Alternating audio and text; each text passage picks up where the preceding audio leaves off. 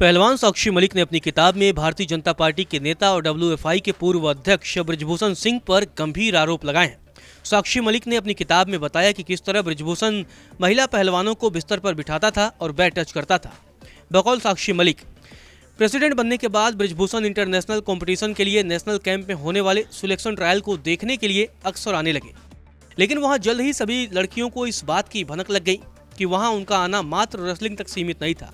वो मैच देखते फिर लड़कियों के साथ हद से ज्यादा घुलने मिलने की कोशिश करते।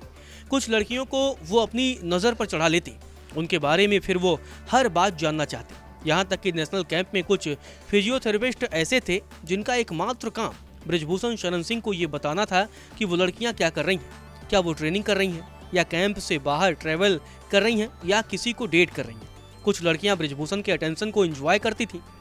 ऐसे में बाद में बाहर के देशों में ट्रेनिंग कैंप में भेजना हो या एक्सपोजर वाले कंपटीशन में इन लड़कियों का नाम दिखाई देने लगा। 2012 में मैंने जूनियर एशियन चैंपियनशिप का ट्रायल जीत लिया। तब बृजभूषण की नज़र मुझ पर पड़ी।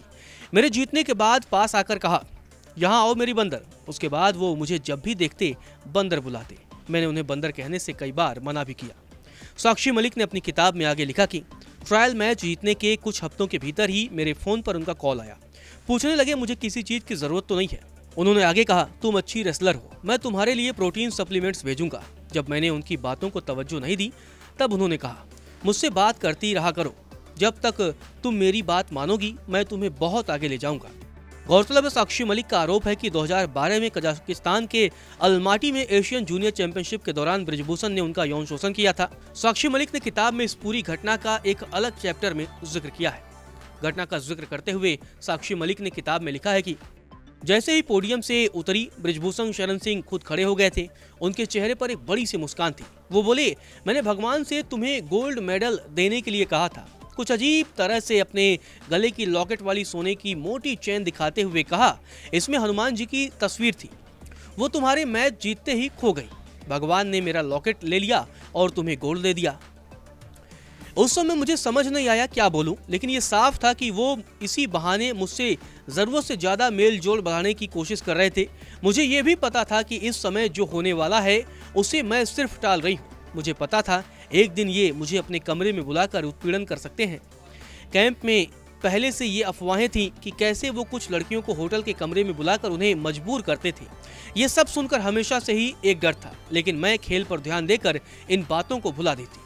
साक्षी मलिक ने अपनी किताब में आगे बताया कि बृजभूषण ने अपने कमरे में बुलवाया और मेरे सामने मेरे पेरेंट को फ़ोन किया, लेकिन फ़ोन रखते ही जब मैं उसके बिस्तर पर बैठी थी उसने मुझे मोलेस्ट करने की कोशिश की। मैं तुरंत जोर से उसे धक्का मारा और रोने लगी। इतने पर वह पीछे हटा।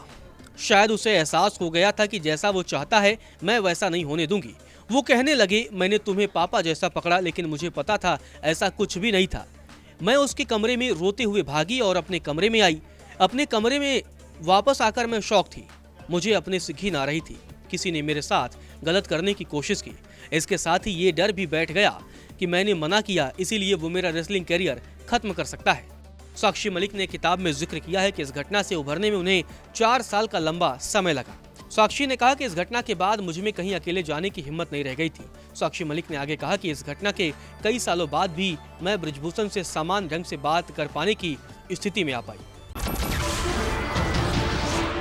नमस्कार, मैं हूं मानक गुप्ता। अगर आपको हमारा ये वीडियो पसंद आया हो तो इसे लाइक और शेयर जरूर करें, और हाँ, हमें सब्सक्राइब और फॉलो करना ना भूलें ताकि आप देश और दुनिया की कोई खबर मिस ना करें। तो जुड़े रहिए हमारे साथ और देखते रहिए न्यूज़ 24।